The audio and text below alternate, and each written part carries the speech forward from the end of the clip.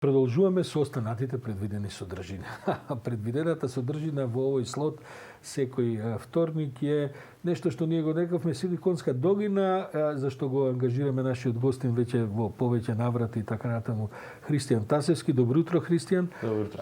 Ние решивме да одиме со оваа рубрика Силиконска долина, практично разговори за високата технологија, за сето ова што ни се случува, бидејќи меѓу другото со избивањето на пандемијата како да дојдоат звездените моменти за овие технологии, бидејќи се покажа важноста за обичното дури живење на луѓето, а не само ова високотехнолошко во услови на седење дома и во услови на намалени движења, големи дистанции, карантини и така натаму.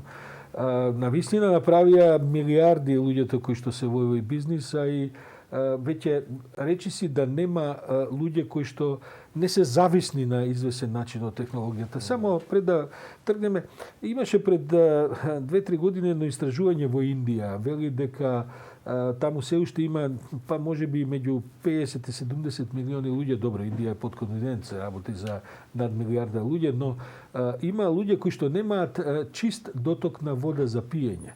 И кога ги прашале, но сите тие имаат мобилни телефони во џеповите, некои дури и по два.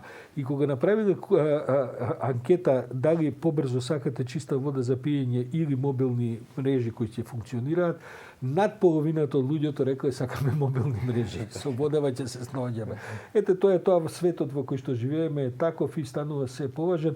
А се чини дека овие, да кажам, самите уреди стануваат се по, што би се рекло со тој речни, се по смарт и смарт во таа смисла. Да. Што е оваа смарт технологија со која што денеска сме практично не само соочени, туку и влезени во интензивно користење, Христијан? Да, видите, интересно е, пандемијата навистина направи IT индустријата некако да се вивне во, не дека не била популарна, меѓутоа овој период за време на пандемијата навистина експлодираше реално, таа одеше нагоре секоја година, меѓутоа сега веќе нема сопирање. Без разлика дали еве претходниот пат нели разговаравме за геймингот, исто и геймингот има драстично развивање во тој период во 2020 и се уште. Конкретно за смарт уредите, кога кажуваме еден смарт, веројатно луѓето дека седат дома, може би е тоа, па пробуваат некако да го подобрат домот, да слободното време да го потрошат онлайн и така натаму. Конкретно смарт уредите, прво нешто кое што покажува за одреден уред дека е смарт, треба да има можност да се поврзи на некоја мрежа. Сега тоа мрежа дали ќе биде некој интернет, Bluetooth или слично, меѓутоа тука е убаво да се направи дистинкција дека најкласичен Bluetooth звучник тоа не се смета за смарт уред. Или не знам од класичните телевизори, не овие смарт што ги имаме, кои што се врзани на кабелска мрежа, исто така не се смарт уреди. Смарт уредите дополнително покрај нели што се поврзани на некоја мрежа, треба да овозможуваат одредена интеракција со корисникот и да работат автономно.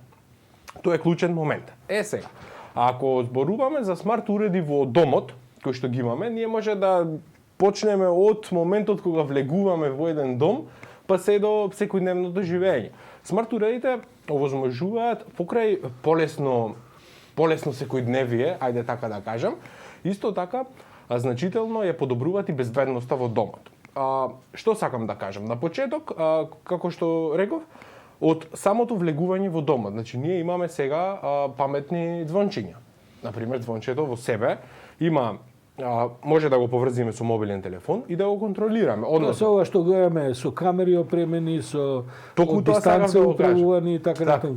Со тоа што вие може да видите на вашиот мобилен телефон во кој момент се активирало звончето, во моментот кога ќе звони некој веднаш се активира вградена камера, па може да видите која е уствари предвидено тоа по рекламите, и тебе те прашувам и твојата околина. Имаш луѓе кои користат такви уреди околу звончињата конкретно, или тоа се уште во фаза на големи реклами за луѓето да се вклучат во тоа? Не, апсолутно се користат. Јас се познавам многу, конкретно јас звонче немам дома, смарт звонче, меѓутоа имам други смарт уреди.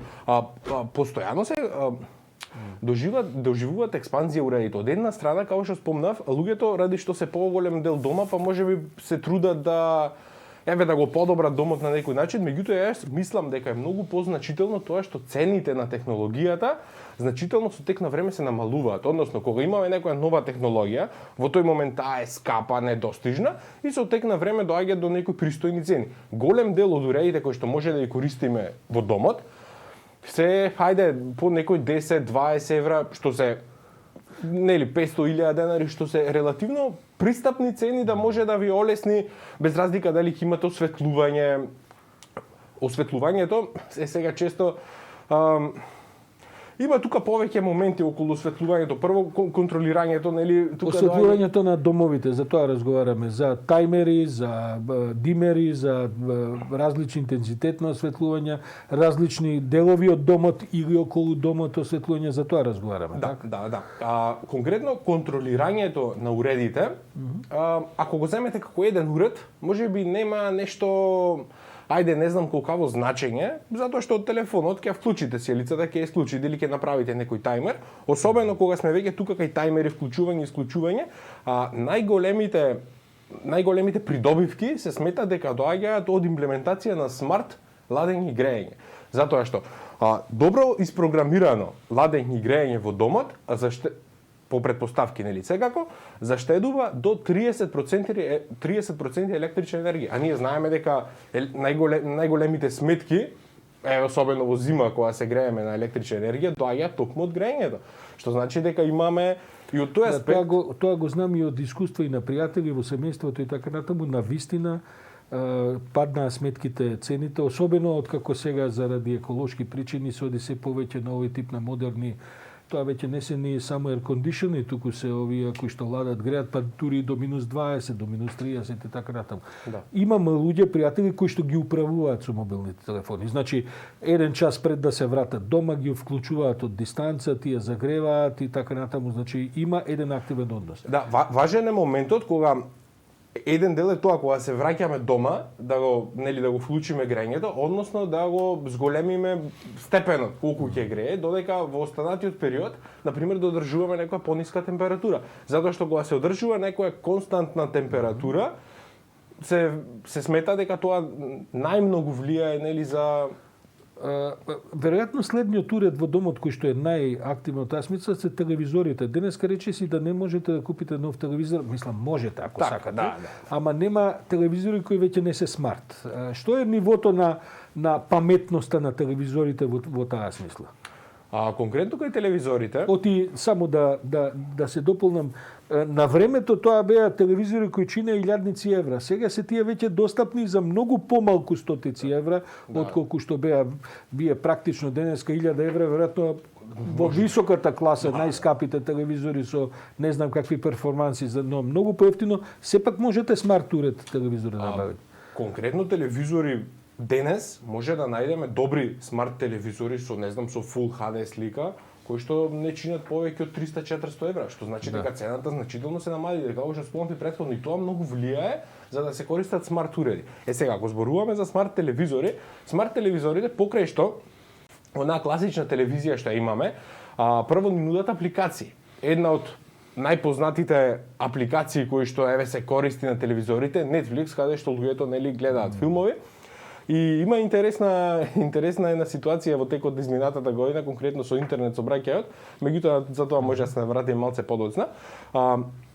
Покрај, како што спомнав, нели, што ги користат апликациите, една од нив е Netflix да земе, понатаму голем дел од телевизорите можат да се командуваат со говор, со гласовни команди, што значително ви олеснува работата.